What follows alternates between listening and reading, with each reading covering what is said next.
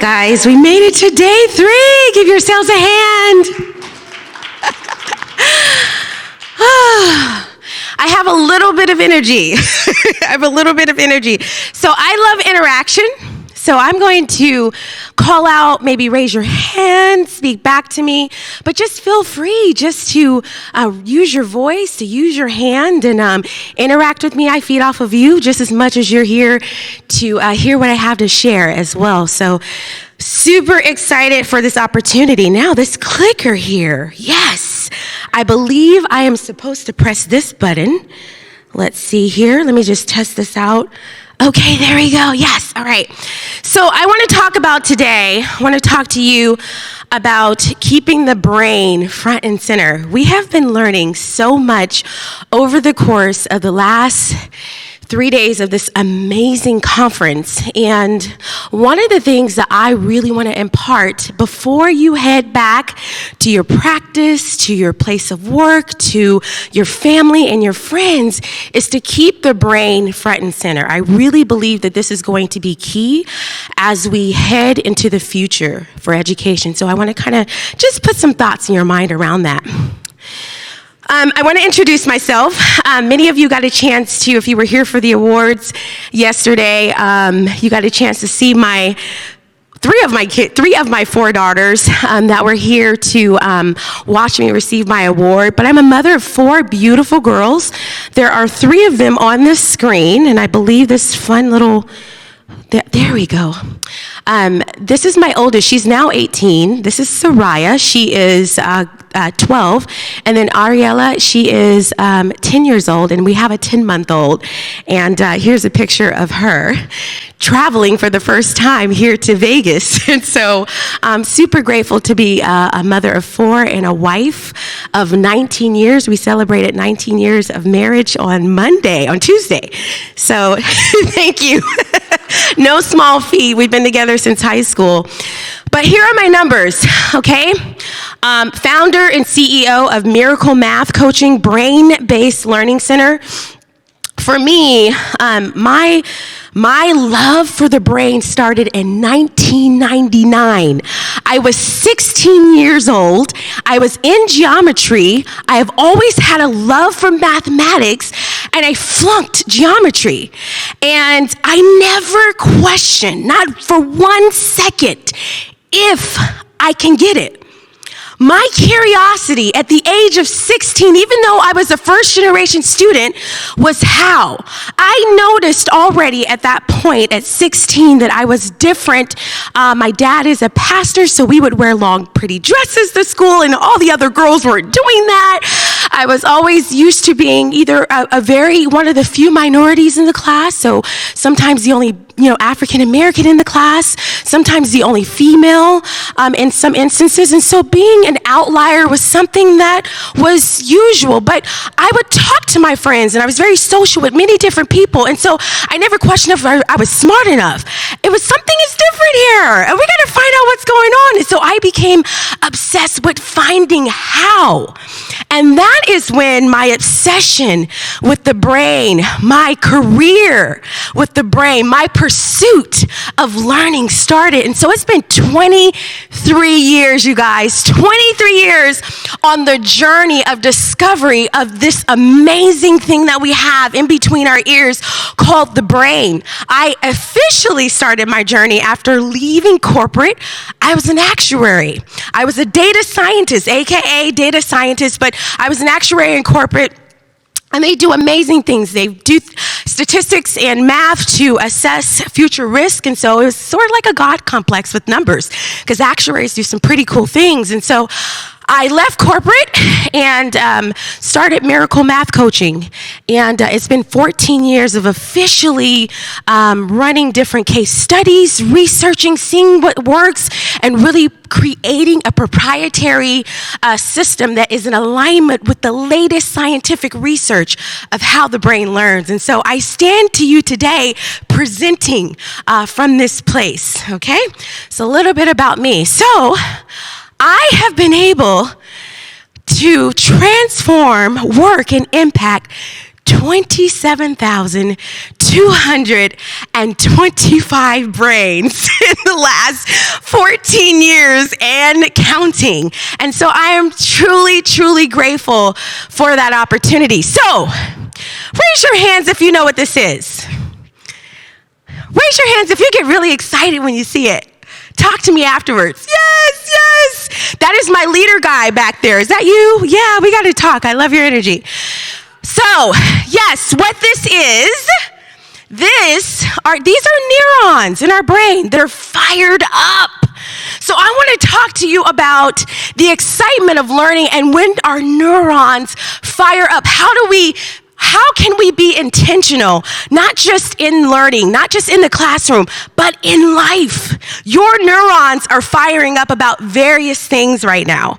And when I speak and when I live, when I'm a mother, when I'm being a wife, being a sister, anything that I do, I live from a brain-based perspective. I'm intentional about what I do, and I really believe I was born to be this way because I don't know how else to be. You know what I mean?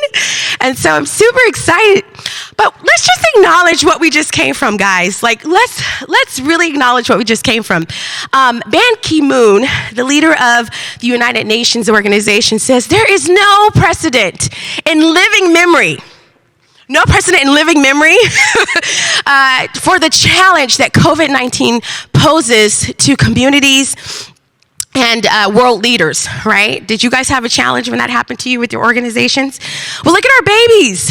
They had a huge challenge. Their routines were broken, family losses, right? Stress, meals for some of them, their school meals are the only meals that they were getting, learning loss, right?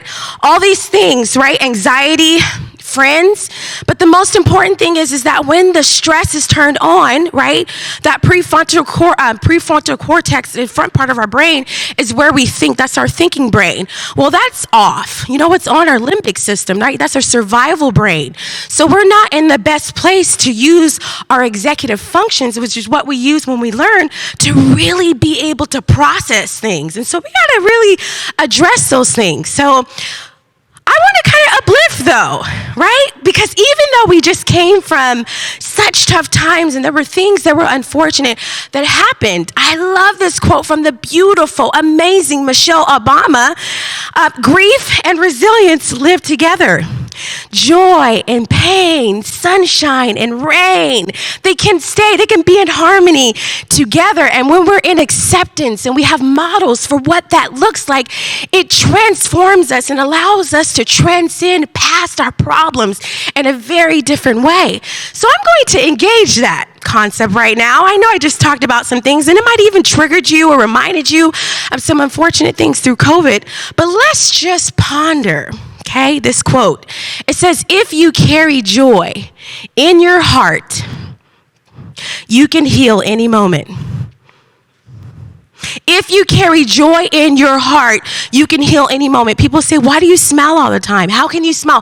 Oh my God, aren't you tired? Aren't you exhausted? Like, what's going on? I have gratitude in my heart because I realize that any moment can be taken.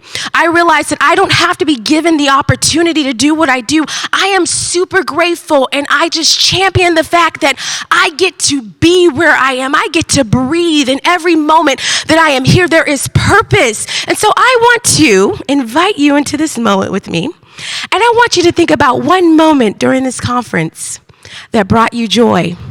One conversation. It could have been something that you walked into. It could have been this. I don't know. That's kind of cool, right? It could have been anything where you experienced joy or gratitude or an aha. And I want you to think about that right now. Take a second. Okay? If you got it, raise your hand. What is that one thing? Do you have it? Raise your hand if you got it. Okay, I see you, Anish. Everybody, you got that one thing? It transforms the moment. Like you're thinking, your brain can really transform the tone, the texture, the environment inside of you. That's powerful, isn't it? And it can heal you, which is great. So I believe that it is vital that as educators, researchers, and I believe that we're all here for this purpose, that we approach everything with an attitude of being able to serve the moment. What can I do today to serve the moment? And I believe that my piece of the puzzle in education is to serve this moment in providing you some thoughts and some ideas and some strategies to keep the brain front and center. And that's what I want to talk about. There's an idea that I introduced, coined the term academic healing. And I believe that that is what it's going to take moving forward to really allow not just our kids, but all of us to move forward. We need academic healing after this pandemic and all the things that we've kind of experienced. We want to turn that thinking brain on. In order to do that, we have to provide something called academic healing. What is that? Academic healing is the process of creating learning environments that allow students to feel seen, heard, and affirmed, and allows them to be able to reach their full potential. Environments that give them wings, not shackles. Okay? And so I truly look at it like this. Academic healing has to take place in all these layers. You have the student, then you have their family, right? You have all their family, parents, you have the teachers, community, their village of support, outside of their teachers and their family, and then you have the educational system. The most important thing is you heal the village, you heal the learning. And so by having this conversation with you, because you are a part of one of these layers, maybe multiple layers for some of the students. And so being able to introduce, to inject or deposit these thoughts, this process, is the piece of the puzzle I believe that I have been born to use to serve the moment. All right? So I want to talk about leading with the brain in mind, being intentional. You know, in Miracle Math, we not only in our organization, right now we have administrative staff. So I have several administrative folks that serve the students on the front line, scheduling, billing, you know, all that fun stuff, overseeing the office. And then we have all of our instructors who typically have engineering backgrounds. We have an astrophysicist. We have folks with social work backgrounds. All these people that are passionate about learning, and they are really intrigued by the brain-based certification that we take them through and helping them professionally be able to help students in our organization, but beyond that, become leaders outside of our organization. And when we, no matter what part of the program they play, we always want them to focus on being intentional and understanding that every interaction that they have with a client, every interaction that they have with one another, it has an impact on how they think. So Michael Gelb says that your brain has a capacity for learning that is virtually limitless, which makes every human a potential genius. This is why the brain is so important. So when you focus on the brain, when you make the brain front and center, the possibilities are limitless. They are beyond anything that we can fathom. And so this is why it's so important to prioritize having the brain be front and center. And so I want to kind of talk about the brain being the future. I really believe that the future is brain-based. I really believe that maximizing the latest scientific research is what's going to allow us to be able to meet students where they are, to be able to create programs for our staff and for our students that are going to allow them to really be able to thrive. And here's why this is even possible. Everything having to do with human training and education has to be re-examined in light of neuroplasticity. Has anybody heard the word neuroplasticity? Yes. It is because of neuroplasticity that the work that I'm even talking about, the work that we do at Miracle Math Coaching, is even possible. And what that basically means is that the brain is like plastic. What we discovered is that it is not it's not either you're smart or you're not smart. Your brain can grow, it can evolve, it can expand based upon your experiences. And so when we're intentional about putting the brain first, we can really transform how people think. We can really transform how their executive functions flow. So our executive functions are the parts of our mind that we use to process information. Our speed of information processing is there. That is right now, your speed of information processing is the pace of your ability to process the things that you're learning, right? So when a student says, for instance, they have a really hard time keeping up with the pace that a teacher is teaching mathematics. This is something that we ask our students when we diagnose them, right? We look at their executive functioning skills. We assess that process because it needs to be considered in order to effectively help and to empower them in their learning. It's looking at their executive functioning skills. And so when a student has several indicators to us that they are having a hard time keeping up with the pace in class, that's an indicator that at the very root of their executive functions, they're having a really hard time with speed of information processing. Well, guess what? Neuroplasticity, you can expand that. You can stretch that. Every living brain can grow. Everybody say that with me.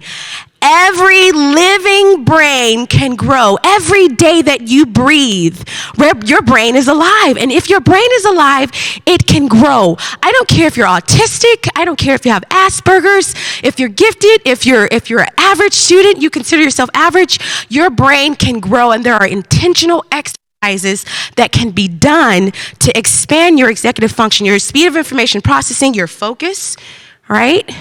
Your response inhibition and your sustained attention are the two parts of your focus, right? Then you have your working memory, how well you retain. These are all parts that can grow, and there are things that we can do to expand a student's executive functions.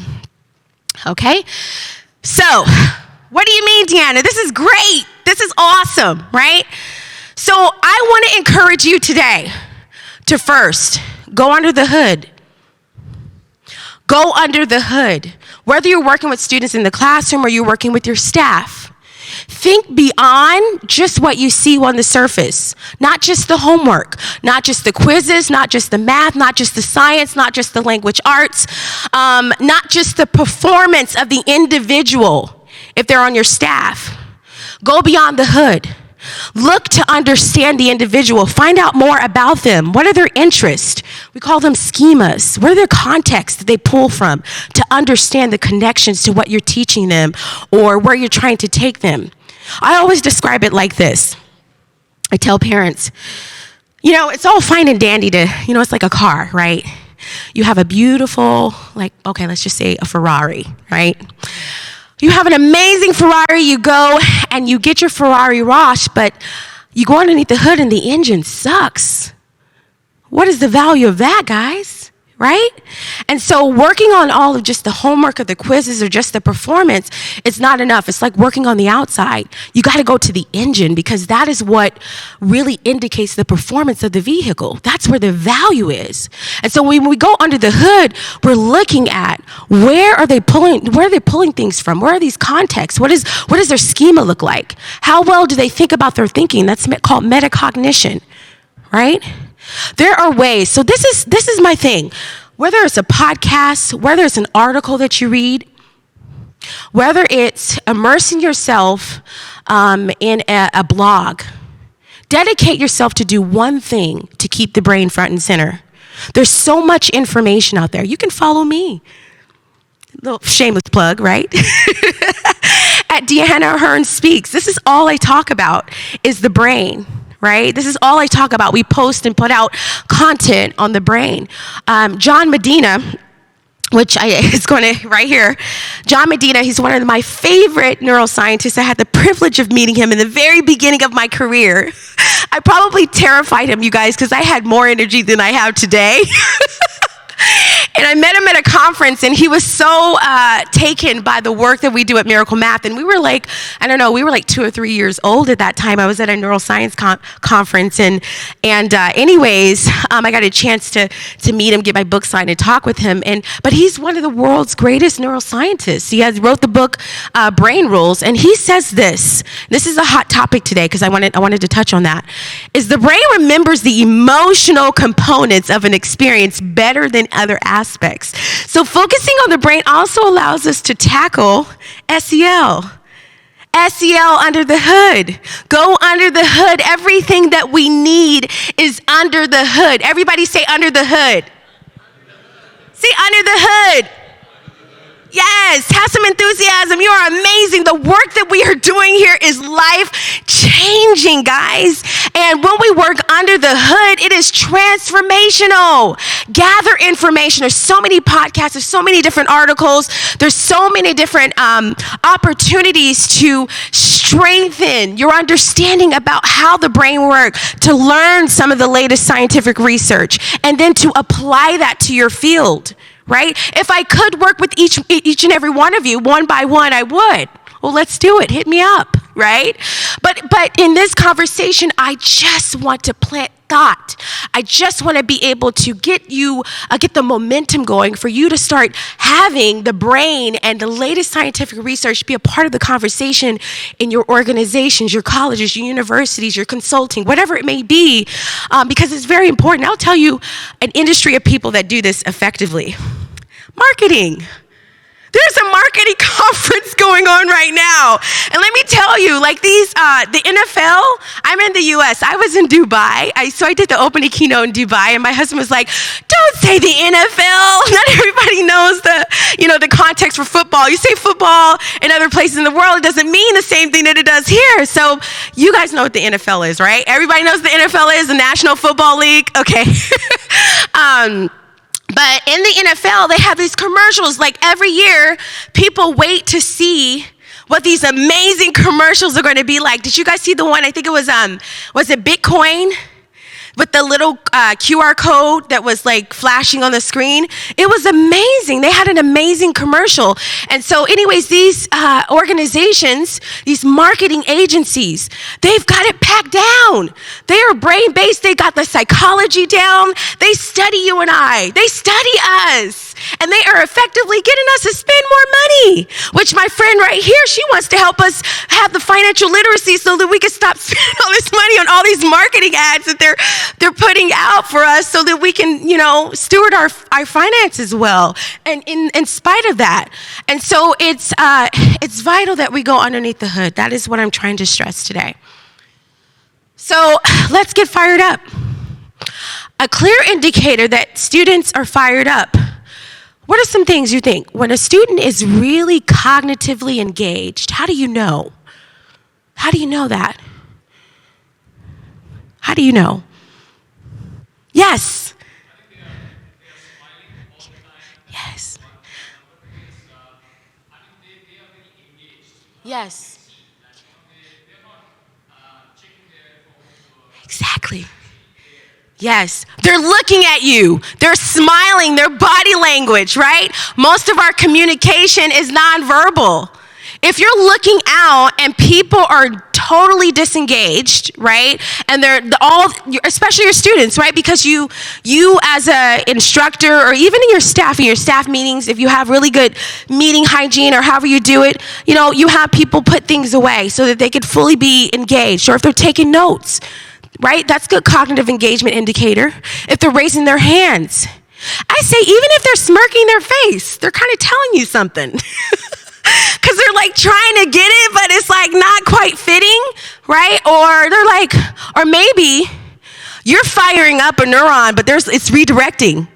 Right? You're recreating pathways now because what they thought belonged with one neuron, right, with one pathway, no longer does because you're teaching them, you're correcting or reframing things for them. So sometimes that requires an ugly face like, you know what I mean?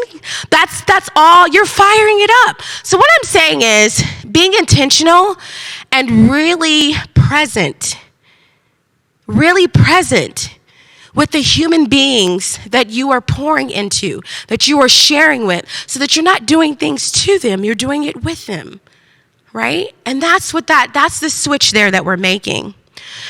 So, I have this thing, okay, that is very meaningful for me, and I got like 17, 15, 14, I got seconds. Because I want to do Q&A.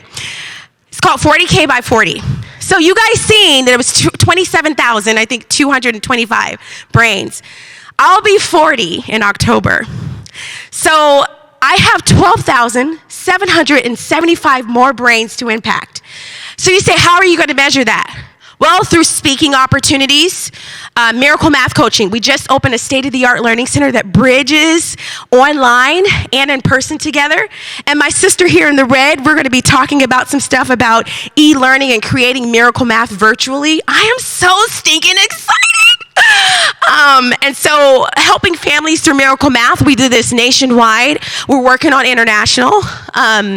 Social media engagement, liking, commenting, like really engaging with the brain, right? Not just being a fan or connection, but engaging. Professional development. I do professional development for teachers locally, across other regions. I've been able to do that, and it's always exciting to come in and customize and find out what's happening and inject some excitement and some reality and some accountability and leadership into audiences and to organizations to really see them become brain-based. And so I invite you to join me in this journey of 40K by 40. October 25th is my 40th birthday, and I'd love to celebrate 40K by 40 with you. And I just want to say thank you so much for the opportunity to share my heart of being brain-based and heart-led. I'm Deanna Hurn. Please connect with me on LinkedIn, at Deanna Hurn Speaks on Instagram and Twitter. Thank you so much, and I'll take questions.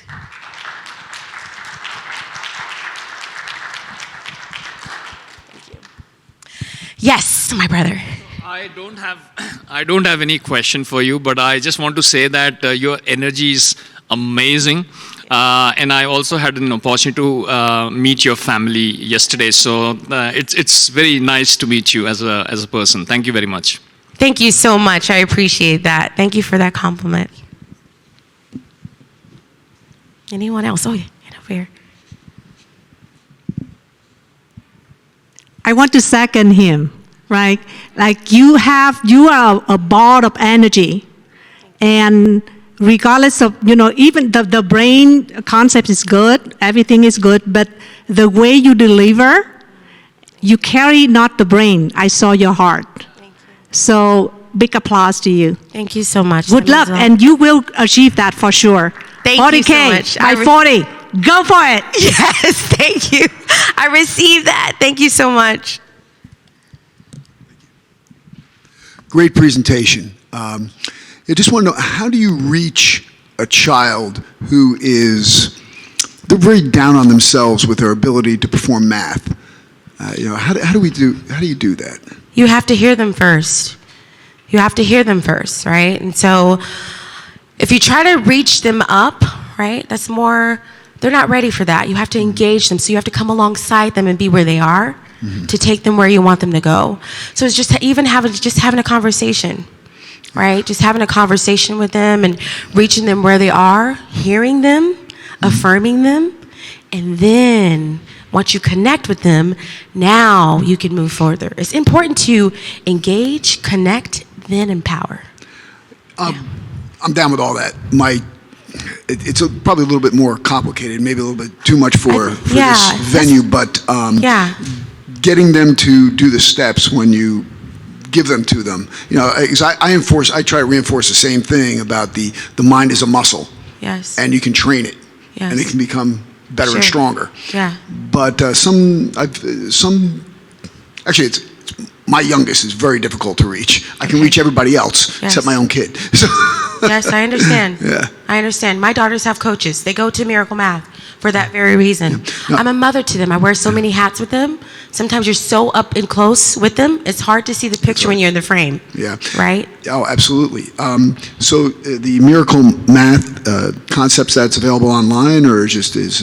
Yes, we are in person and online right now. We're looking to expand our in-person facilities, but we're reaching students nationwide through our online platform. Okay. And yeah, so I think we might need to have a conversation. It's Yes. really case by case. Yeah. But it sounds like you gotta go underneath the hood with his schema.